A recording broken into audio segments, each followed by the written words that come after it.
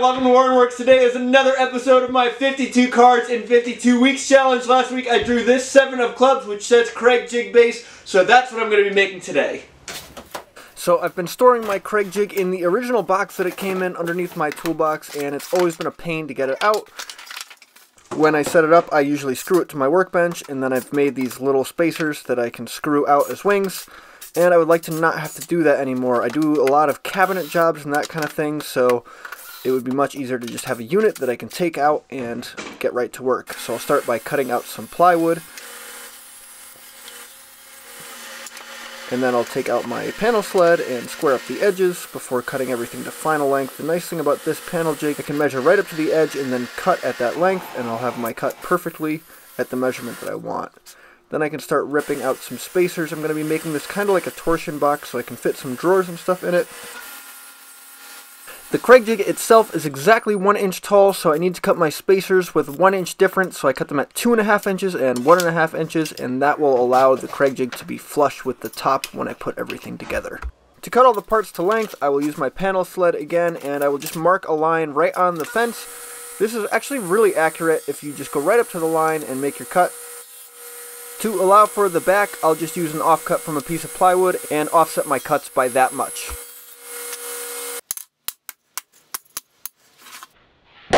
With all my parts cut, I can begin laying out the holes on the bottom. Even though this is a pocket hole jig, for this instance, it actually seemed to make the most sense to just drill normal countersunk holes straight through the bottom.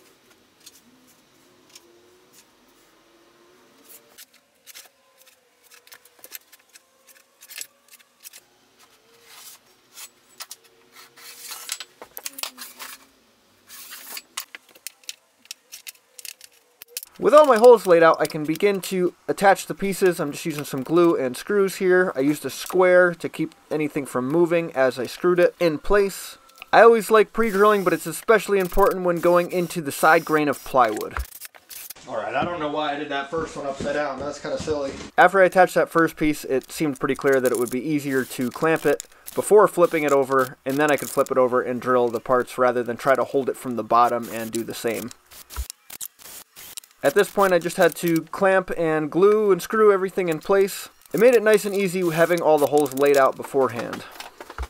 And I can put this piece together in the center for where the actual Kreg Jig is going to go.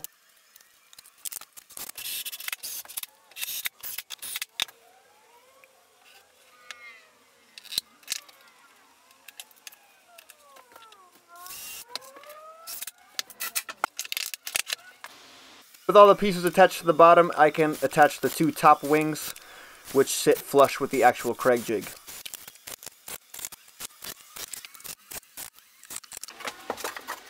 I'll put a piece in the back, and I need to notch that out to allow for the Kreg Jig to go all the way to the back. I'll just use my table saw here, and I'll cut in on either side where the line's marked, and then I will just go back and forth, just taking a little bit at a time to clear that whole swath out, and this works really well. With that done, I can glue that in place. I trimmed it down a little bit so that it allows for those holes to go all the way through on the sides. Those are so that clamps fit in, and I can clamp the whole piece down to my workbench. And then I wanted to just sand everything out first so it was nice and smooth.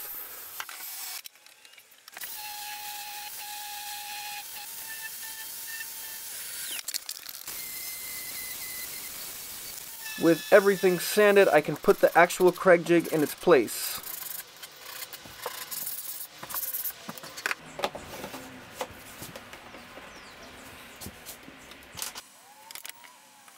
And that just gets held down with a couple of the Kreg brand screws. I'll move on to making a fence that references the Kreg Jig itself. For this, I just attached some plywood together, a couple little strips into an L shape. And again, just gluing and screwing those. With that done, I can cut that into 2 halves that will make the 2 wings on the jig itself. I clamped a level in place, and then I took my little L fences and clamped those to the level, and then I just sunk a couple screws down and in. I did not want to glue these in case I ever need to move them for any reason. And I referenced off the middle hole in the Kreg Jig, and I just put a line every 3 inches so that I can have a quick, easy reference for when I want to drill a bunch of holes in a cabinet bottom or something like that. That way I don't have to do too much layout. I can just use the jig to measure out the piece as I want.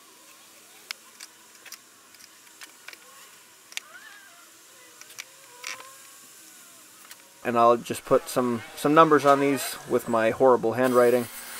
With that all done, I can move on to making the drawers. So I wanted to rip these just a hair under 2.5 so they fit into the box well. So we're gonna go 9 1/4. 10 1/16. With all those pieces cut, I'll roughly cut them to size so I can bring them over to my panel sled and dial them into their exact sizes.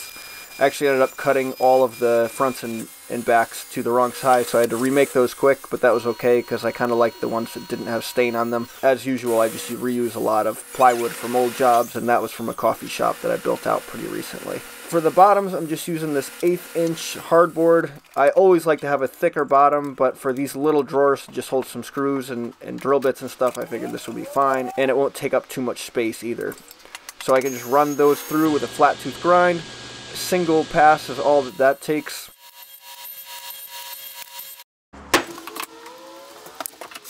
And now I can use the actual Kreg jig to make some pocket holes, which I'll use to hold these drawers together.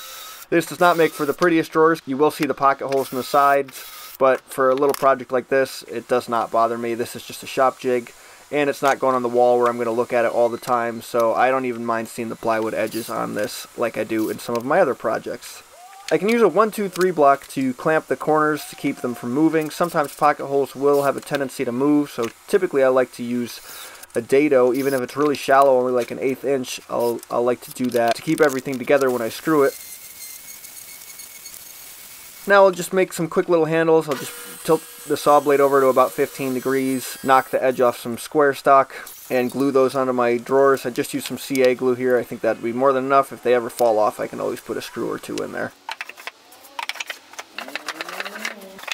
And then I can just throw all the other accessories and stuff from the Kreg jig into the drawers, and then it's done. So I'm super happy with how this thing came out. I think I may add some handles to the sides in the future. It might make it a little easier to pick this up because it's got a little bit of heft to it. And also, I don't think I'm going to do this in this shop because there's not really enough space on the walls. But it might be a good idea to add a French key like this, and you could just easily store it on the wall. Either way, put this thing aside and let's figure out what I'm building next week. I hope it's something good. What do we have? 5 of diamonds. Guitar wall hanger. That'll be really fun. And if you like this project and want to build your own, shoot me a DM on Instagram and I can send you a picture of the drawing. So with that, I'll be building this guitar wall hanger next week. And as always, thank you for watching.